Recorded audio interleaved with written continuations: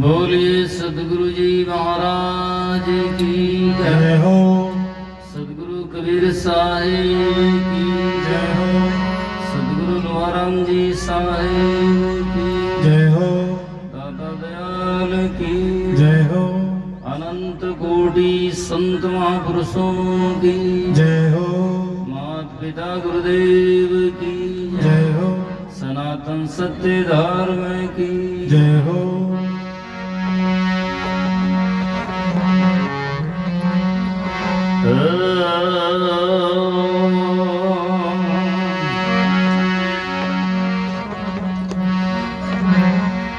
वंदो सत्य कबीर के चरण कमल सिर नाई, जासु ज्ञान दिन कर निगार, ब्रह्म तम देत न साई। बंदी छोर दयाल प्रभु, विघ्न विनाशक नाम, असरण शरण वंदो चरण, सब विधि मंगल दाम। सतगुरु साहेब संत सभी दंडवत प्रणाम, आगे पीछे मत हूँ दिन पुरजों कुर्बान।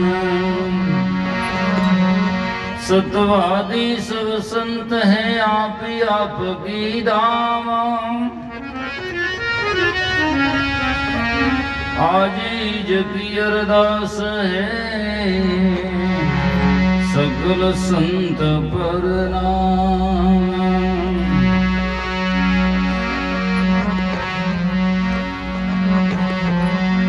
भक्ति भक्ति सब कोई कहे भक्ति न जाने बेवो, पूर्ण भक्ति जब मिले कृपा करे गुरुदेवा। भक्ति भक्ति बहु कठिन है,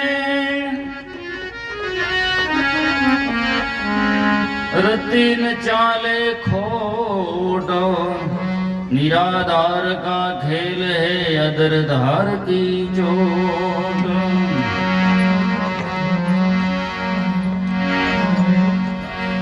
विषय त्याग वैराग है समता कहिए ज्ञान, सुखदाई सब जीव से यही भक्ति परवान। भक्ति प्यारी राम की जैसे प्यारी आगा, सारा पाटन जरमुआ बौरी ले आवे मांग। सारा पाटन जरमुआ बौरी ले आवे मांग। भक्ति ब्यूणी राम की और सुमरिया सरसी काज,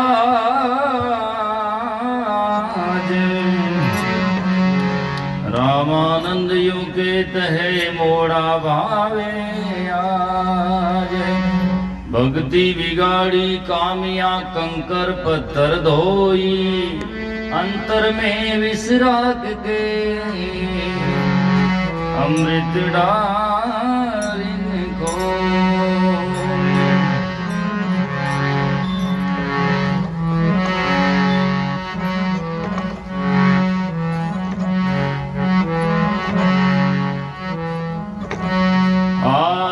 भक्ति सतगुरु आनी संतो, भक्ति सतगुरु आनी संतो, भक्ति सतगुरु आने संतो, भक्ति सतगुरु आने संतो, भक्ति सतगुरु आने संतो, भक्ति सतगुरु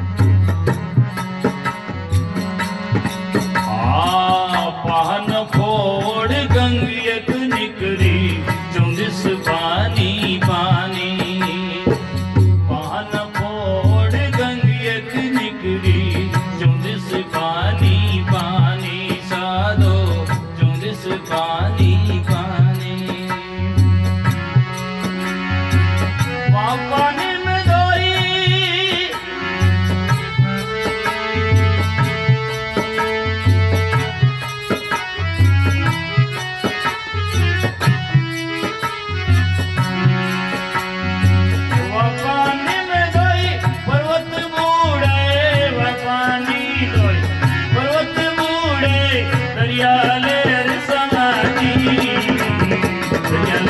समानी संतो सतगुरु आनी साधो सतगुरु आनी संतो सतगुरु आनी साधो सतगुरु आनी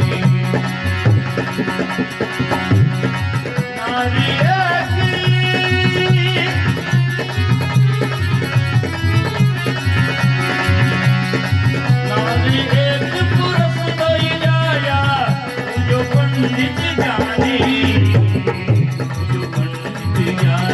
संतो सतगुरु आनी साधो सतगुरु आनी संतो सतगुरु आनी साधो सतगुरु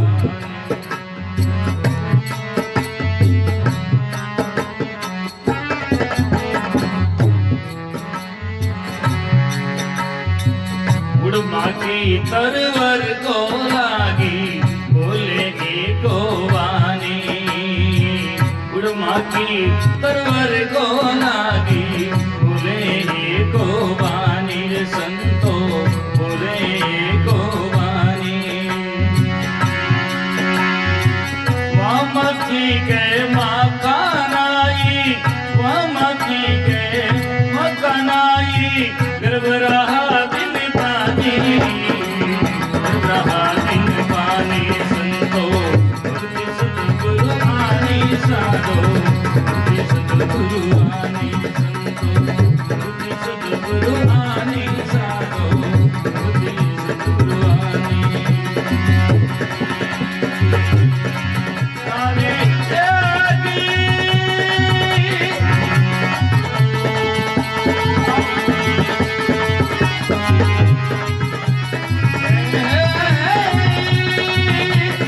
नारी एक पुरुष दोई जाया जो पंडित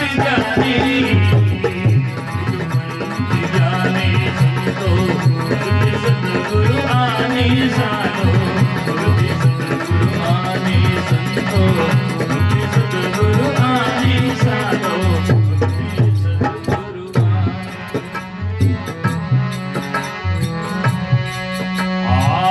नारी सकल पुरुष देखायो ताते रहो अकेला नारी सकल पुरुष देखायो ताते रहो अकेला संतो ताते रहो अकेला बैंक गिर जाई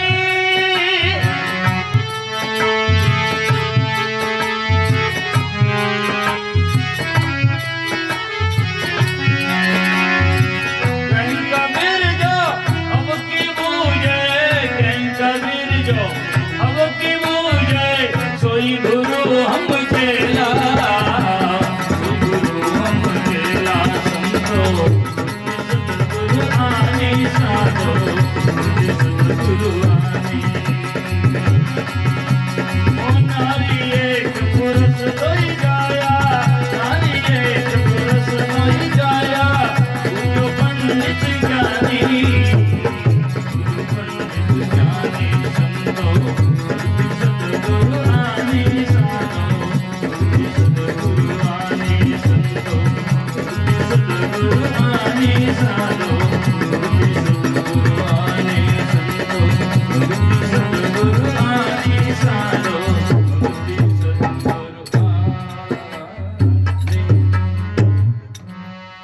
बोलो सतगुरु जी महाराज की जय सतगुरु कबीर साहिब की जय हो सतगुरु तुकाराम जी साहिब की जय हो अनंत कोटि संत महापुरुषों की जय हो जड़वासा गांव के इस वार्षिक सत्संग में पधारे हुए मंचासीन सभी संत वृंद सत्संग प्रेमी सज्जनों श्रद्धामयी माताओं बहनों काफी देर से आप सत्संग श्रवण कर रहे हैं देर से न कह वर्षों से कह तो झूठ नहीं होगा क्योंकि सुनता हूँ कई वर्षों से इस दिन में आप सत्संग कर रहे हैं। शांति से बैठो भाई बच्चे लोग, हल्ला मत करो। तो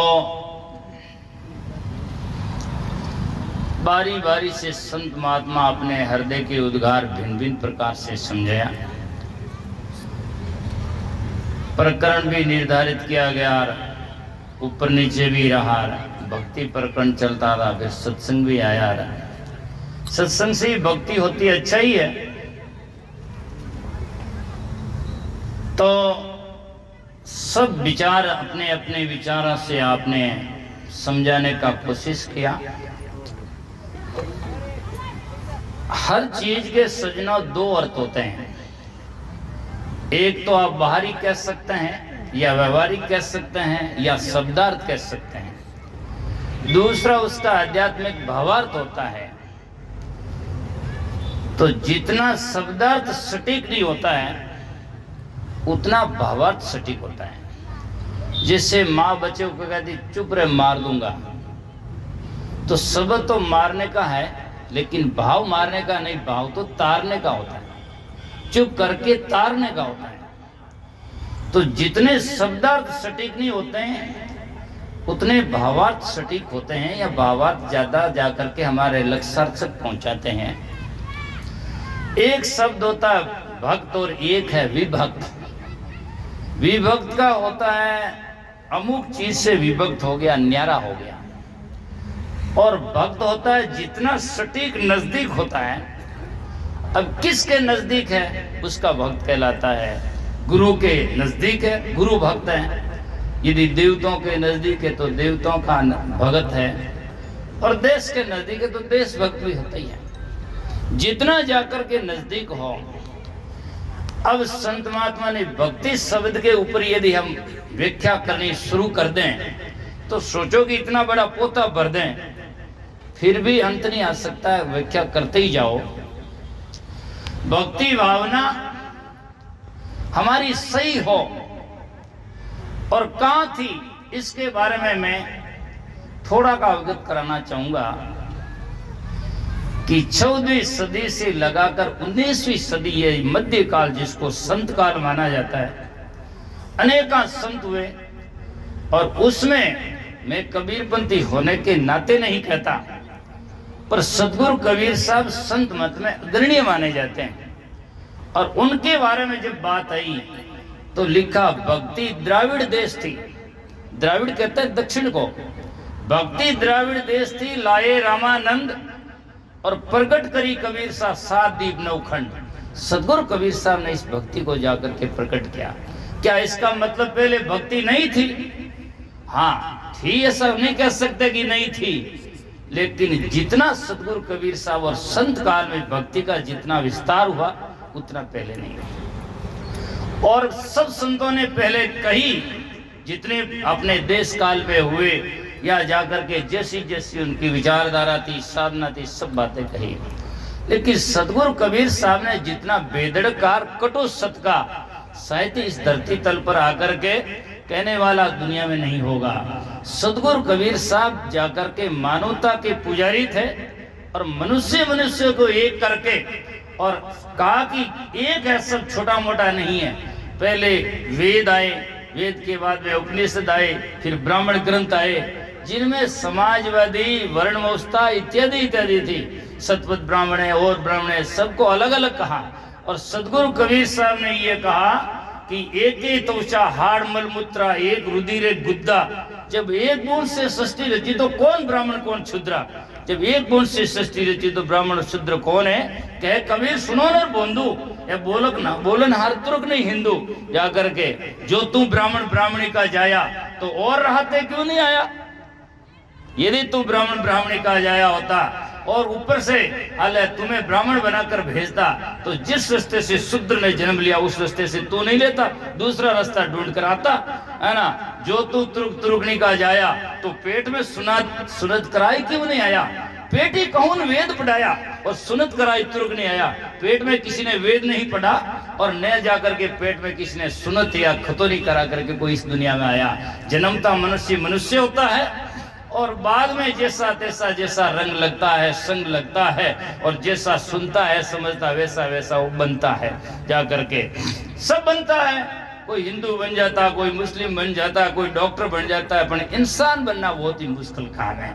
बहुत सारे लोग बनते हैं लेकिन इंसानियत जिसमें आ जाती है तो वो बात भक्ति की चरम सीमा या भक्ति का वास्तव में मूल स्रोत होता है। तो इसीलिए ज्यादा नहीं कहते हुए हम शब्द पर आते हैं। भक्ति सदगुरु आनी, भक्ति सदगुरु से पैदा होती है या सदगुरु कृपा करते हैं तब भक्ति हमारे हृदय में उतरती है।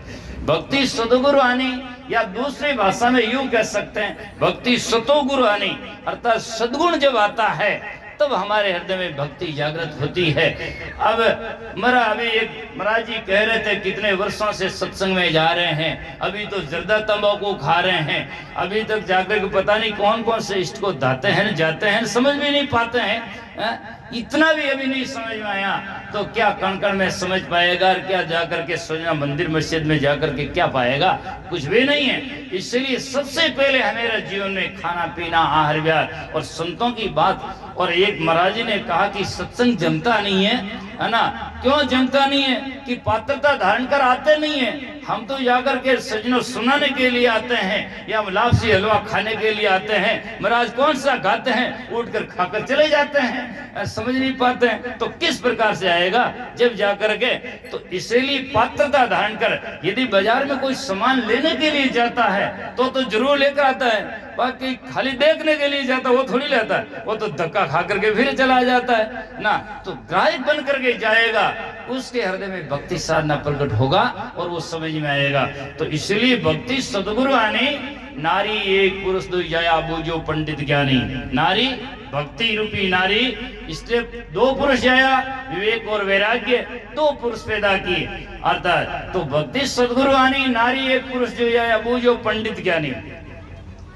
पंडित का ब्राह्मण से नहीं, ब्राह्मण से नहीं, सत्य अस्यते बुद्धि विवेकली सो पंडा। यस बुद्धि पंडा सो पंडित है, जिसकी बुद्धि सत्य और असत्य विवेक करके निर्णय होती है, और जिसको निर्णय बुद्धि है वो पंडित है और वो समझदार ज्ञानी है। कई लोग यूं कहते हैं कबीर साहब ने पंडितों को बहुत फटकारा, ऐसा नहीं है। कबीर साहब के बीजक में ये बीजक का पहला शब्द है, और कबीर साहब कहते हैं कहे कबीर हम जात पुकारा और पंडित हो सो ले विचारा। जो समझदार हो और विवेकशील हो वो मेरी बात को विचार करे। अबूजा तो क्या करेगा, अबूजा क्या विचार करेगा। इसीलिए बूझो पंडित ज्ञानी, पहान फोड़ गंगे निकली। पहान हृदय पत्थर जैसा है, इसमें से जाकर भक्ति की अविरल धारा निकलती है। पहान फोड़ गंगे निकली, 34 पानी पानी। जब भक्ति निकलती है, जैसे नदी निकलती है तो चारों ओर पानी पानी झल कर देती है, जब भक्ति हृदय से फूट करके निकलती है तो चारों दिशा में संत महात्मा की भक्ति श्रद्धा ही श्रद्धा जागृत कर देती है। और इसका ये देखो प्रत्यक्ष में प्रूफ है। यहाँ कोई ना कोई पहले संत आए होंगे, दादा दादा और कोई आए होंगे, तब जाकर के ये सत्संग का अविरल धारा प्रतिवर्ष होती है, तब जाकर के। तो इसलिए कहा गया 34 पानी पानी, तई पानी दोई पर्वत डूबे। उस भक्ति रूपी अर्थात गंगा और ज्ञान की धारा में जाकर के सजना भरम और अज्ञान रूपी दोनों पर्वत उसमें डूब गए। ते पानी दो पर्वत डूबे, दरिया लहर समानी। जैसे दरिया में लहर समानी आता तो उसमें मिल जाता है, इस प्रकार से भक्ति जागृत हुई। उड़मा की तरवर को लागी। जब ऐसी भक्ति होती है तो श्रुति रूपी मक्की ऊपर उड़ जाती है, इंद्रियों से परे अतीत। उड़मा की तरवर को लागी अर्थात ज्ञान में लागी, सदगुरु के शब्द में लागी। उड़मा की तरवर को लागी, बोले एको वाणी। एको वाणी अर्थात दूसरा उसको प्रिय नहीं लगता, भक्ति के अलावा सत्य के अलावा कोई जाकर के ठीक नहीं लगता। बोले एको वाणी, वहां मक्खी के मकान आई, गर्भ रहा बिन पानी। उसके दूसरा कोई साथ में है ही नहीं।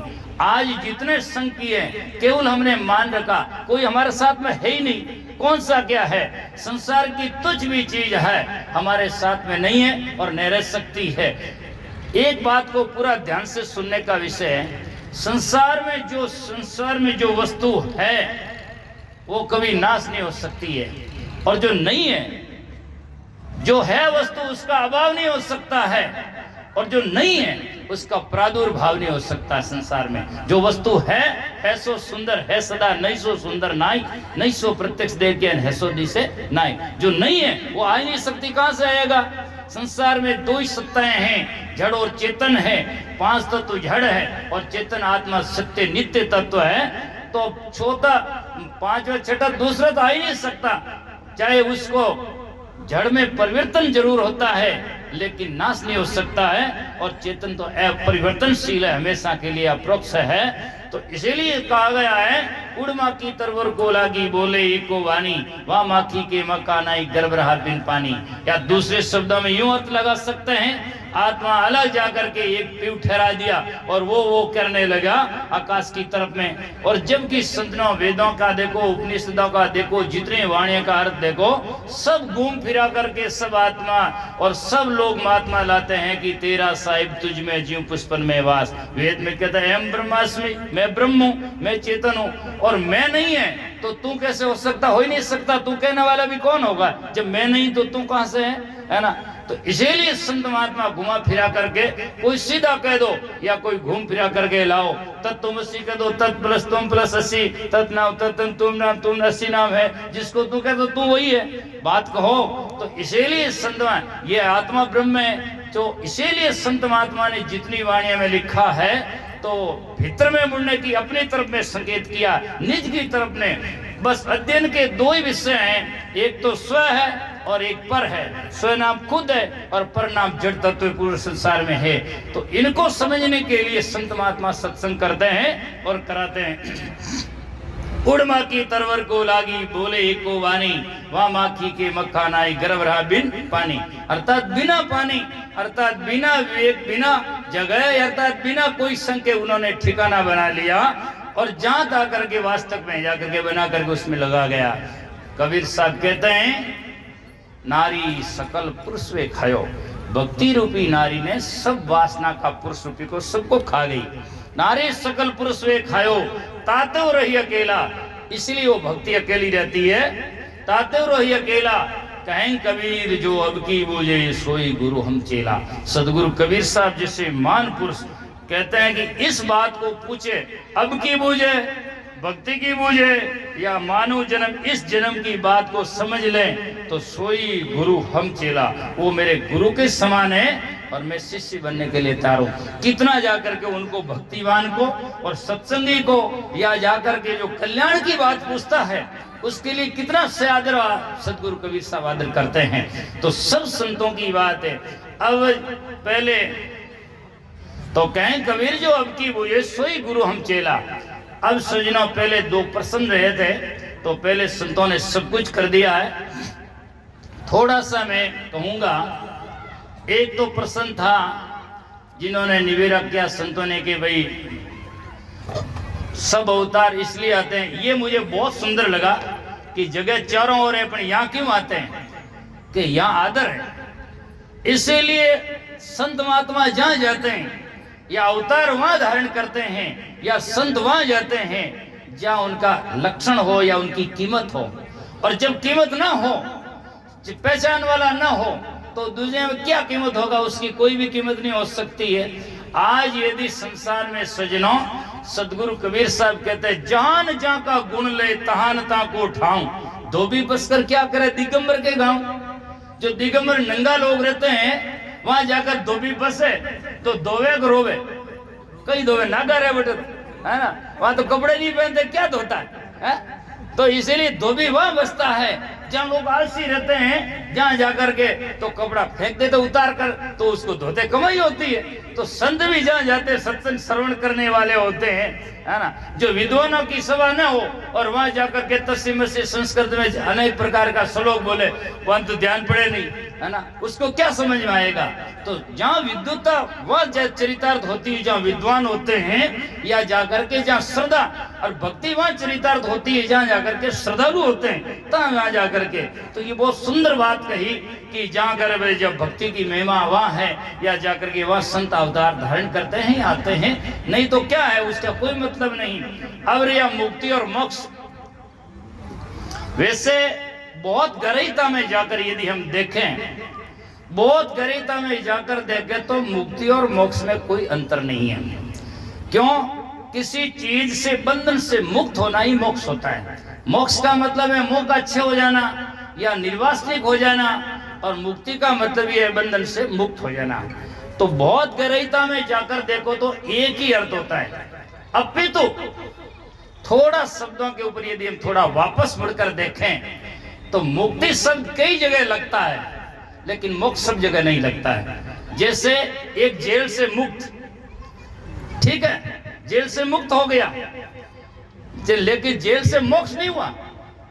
समझे आप? जेल से मुक्त हो गया पर जेल से मुक्त नहीं हो, मुक्त हो गया पर मोक्ष नहीं हुआ, क्योंकि वहां से मोह नहीं छूटा।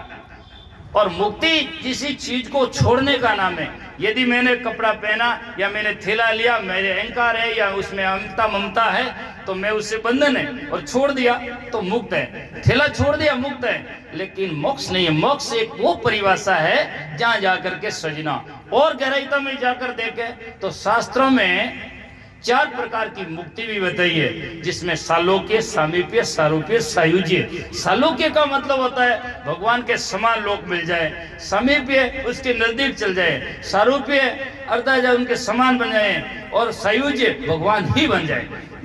ये 4 मुक्ति बैकुंठ बट सब पूरी सैलान, और आगे धाम कबीर का हंसन पावे जान। कबीर साहब कहते हैं मोक्ष का मार्ग इससे आगे बहुत है। तो मुक्ति वो शब्द है जहाँ सामान्य भाषा में भी कहीं न कहीं लग सकता है, लेकिन मोक्ष वो नहीं लग सकता है। तो मोक्ष श्रेष्ठ बात है। बाकी गहराई में जाओ तो मुक्ति और मोक्ष का एक ही अर्थ लोग समझते हैं, लेकिन बहुत गहराई में जाओ तो मोक्ष एक, जैसे प्रेम और प्रीति है, तो हम सीधा भाषा में जाएं तो प्रेम और प्रीति दोनों एक ही शब्द है। लेकिन प्रेम वो होता है, लोग कहीं भी लगा देते हैं, मेरे नारी से प्रेम है, मेरे भाई से प्रेम है, मेरे प्रेम है, लेकिन गड़बड़ हो जाता है। लेकिन प्रीति उसका नाम है कि जो लगने के बाद में टूटती नहीं है, उसे प्रीति कहते हैं, है ना। प्रेम गड़बड़ हो जाता है, लेकिन प्रीति टूटती नहीं है, इसलिए कहा प्रीति लगी तेरे नाम से पल बिछड़ो नहीं। ऐसा तो इसी प्रकार शब्दों में बहुत सारा अंतर होता है। जैसे कबीर साहब के बीजक से मैं कहूं तो जाकर के सजना दुख संताप कष्ट बहु पावे। देखो 3 शब्द है, दुख संताप और कष्ट, 3 शब्द है। अब वैराई भाषा में देखो तो लोग यूं कह देते मुझे कष्ट हो गया, मुझे संताप हो गया, या मुझे दुख हो गया। तीनों एक शब्द ही मानते हैं लगभग, लेकिन बहुत गहराई में जाकर देखो तो इनका विवेचन अलग अलग होता है। दुख जैसे शरीर में जाकर के सजना, कष्ट जैसे एक आदमी सुबह से शाम तक तगारियां भरता है और उसके पांव और हाथ दुखने शुरू हो जाते हैं, तो शरीर में कष्ट है, लेकिन मन में हर्ष है कि आज ही तो काम कर दियो, इतना पैसा कमा दिया। वो कष्ट है, वो दुख नहीं है। समझे आप? वो शरीर में कष्ट है, हाथ पांव दुखते हैं, दिन में खेत में काम किया, शरीर में कष्ट है, लेकिन मन में कष्ट नहीं। मन में मालूम है इतना काम हो गया, हमारा बहुत खुशी की बात है, ठीक है ना। तो कष्ट और दुख वो है कि जैसे कोई चीज हमारी खो गई है, माता पिता या कोई जाकर के भाई बंधु खत्म हो गए हैं, और उनके लिए हम जाकर के दुखी है, कष्ट करते हैं, या उनके लिए हम जाकर के विलाप करते हैं कि मेरा पिता खो गया, माता खो गया, या मुझे, ये है कि जाकर के जिसको दुख कहते हैं। और तीसरा है संताप। संताप होता है कि जो चीज मिलनी है या जिसको पाना है, रुपये पैसे, उसके लिए रात दिन वो आदमी संताप करता, मुझे मिला नहीं, मिला नहीं, मिला नहीं, मिला नहीं, ठीक है ना। तो इसमें फर्क है इस प्रकार से। तो शब्दों के जाल में थोड़ा फर्क रहता है। अपितु अब रही बात है जाकर के सजना भक्ति की, तो भक्ति की वैसे पहले कठिन है वो तो बताया, पर प्रश्न ये चल रहा था कि भक्ति का बाप कौन है, ठीक है ना। तो अब ऐसे बात है कि ये कोई शास्त्रों में कोई प्रश्न है इसी बात तो है नहीं, लेकिन जिसके हृदय में कोई भावना जागृत होगी भक्ति का बाप कौन है, तो सजना भक्ति, ज्ञान, विवेक, वैराग, ये शब्द जो है वैसे देखा जाए तो सब एक दूसरा से आपस में कूदते हुए हैं, ओतप्रोत होते हैं। न कि केवल आप एक को कोई ठहरा सकता है या ठहरा करके कोई किसी को आप थोप दें। ठीक है, आप बाप आप मान ले, वो दूसरे को वो मान ले, ठीक बात है, एक तरीका है अपनाने का। मन को संतुष्ट करने का, ठीक है ना। जैसे एक साखी कहता हूं, उस साखी के माध्यम से बताऊंगा कि कुंभे बांधा जल रहे। ये कबीर साहब के बीजे की साखी। कुंभ नाव घड़ा में पानी बंधा हुआ रहता है। कुंभे बांधा जल रहे, पर जल भी ना कुंभ न हो, पर घड़ो क्यों वे पानी बिना तो घड़ा हो नहीं सकता। फूकोड़ी माटी नहीं करे तो घड़ा हो जाएगा नहीं। घड़ा में पानी रुकता है, लेकिन घड़ा पानी के बिना बनता ही नहीं। इसीलिए ये कुंभे बांधा जल रे, जल बिना कुंभ न होई। ऐसे ज्ञाने बांधा मन रे, ज्ञान से मन बनता है, पर मन बिना ज्ञान न होई। मन नहीं वे तो सत्संग में न तो आवे, न महाराज की बात भावे, और ने की लेन घर आवे है जी खाली उठ जावे। बस की बोली खाली का खाली, कुछ नहीं, तो क्या मिलेगा उससे, ठीक है ना। तो ये तो मैं एक घड़ा और पानी का उदाहरण दिया। ऐसे ही भक्ति का बाप देखा जाए तो सृजना सबसे जितना बेस्ट मैं जानता हूं, और मैं नहीं कहता ये सब आपसे ही मान लेंगे, या जितना आप जाकर के सबके पचन जचे, अब बात आपकी है। लेकिन मैं तो कहता हूं जब प्रेम आता है तब भक्ति जागृत होती है। दूसरी बात ये मान सकते हैं, और उनसे ज्यादा गहरे में जाओ तो सुसंस्कार जब जागृत होता है तब भक्ति जागृत होती है। यदि सुसंस्कार नहीं है तो भक्ति कदापि नहीं आ सकती। एक श्रृंखला है, आप देख लो, सत्संग, सत्संग से सुसंस्कार, सुसंस्कार से भक्ति, भक्ति से ज्ञान, ज्ञान से फिर वैराग, और वैराग से फिर मोक्ष। ये संस्कार, ये जाकर के एक श्रृंखला है। यदि जीवन में सत्संग नहीं आया, अब यदि सुसंस्कार ने बाप मानो तो सत्संग ने दादो मान लो, और तो कहीं हो सके। हाँ हो सके आगो, और बड़े आगो पीढ़ी पीढ़ी बड़े कोई पूछ लो ला, मैं जानू इन वास्ते मैं कह दियो बजे मैं बैठू बड़े कोई कहते बाप तो बताए तो दादो कौन है ना। तो इसीलिए तो पहले ही बता लो, ठीक है सब ठीक है ना। तो दूसरी बात ये है, यह ज्ञान समझ लो, भक्ति का और सुंदरता से समझो तो ज्ञान समझ लो। ज्ञान जब होता है तब आदमी के जीवन में भक्ति जागृत होती है। अब ज्ञान में क्या है, आत्म ज्ञान जब हो जाता है तब तो भक्ति का प्रकट नीचे रह जाता है, और सामान्य ज्ञान जो सत असत का बोध होता है तब भक्ति हमारे जीवन में निर्णायक होती है कि भाई हमने ज्ञान हो गया, ये अच्छा है ये बुरा है, तो इसलिए आज से हम भक्ति करना शुरू करें। ये जाकर के इस प्रकार से है। तो इस प्रकार से भक्ति की बात बड़ी चरितार्थ होती है, और इस प्रकार से, बल्कि ऐसा कह दो कि भाई ज्ञान बिना भक्ति की करवाई तो सही बात है। तो भक्ति नहीं करी, यदि श्रद्धा नहीं होगा, संतों की सेवा नहीं करेंगे, माँ बाप की नहीं करें, तो ज्ञान ही कैसे होगा। तो ओतप्रोत है। यदि मोटरसाइकिल के गाड़ी के कोई में कहते हैं कि सब कुछ है तो हेड ही है, हेड तो है पर पेंडल खराब है तुम जितने गाड़ी में यदि टायर में हवा नहीं हो तो क्या चलेगा, हेड ठीक है पर क्या होगा, कुछ नहीं होगा। तो अपने अपने अंग जो है सब एक एक में बढ़कर है, अभी तो समझने और समझने का तरीका है। तो भक्ति का बाप सुसंस्कार ज्ञानी है, और उनसे आगे आप जितना समझ पा सको, और संत अपने अपने विचार होंगे तो बताएंगे और आप सुन पाएंगे। मुझे जितना समझ में आया और गुरुदेव का प्रसाद मिला, जितना आपके सामने चरितार्थ किया बताया। और संसार में सबसे बढ़कर बात यही है कि संत महात्मा की बात को मानो, उनकी बात को जानो, और उनसे लक्ष्य बनाकर उसी दिन से जीवन में करने की ठानो, तो मिटेला आनो जानो, नितर आओ जाओ गाओ लाभ से हलवा खाओ घर आओ। बस वो अनादि से चल रही है, फिर चलतो जावेला, और ने तो कोई अंत आवेला, और अंत आवेला तो जदा है कोई संत आवेला और भजन आवेला, और आपने समझ में आवेला, उन भी नहीं जा सकेला, बाकी नहीं आ सकेला। इन्हीं शब्दों के साथ में बहुत ज्यादा होने जा रहा है, इसलिए मैं मेरी वाणी की भक्ति को विराम देता हूँ। बोलो सदगुरु देव की जय, सदगुरु कबीर साहेब की जय, सदगुरु लुमाराम जी साहेब की जय।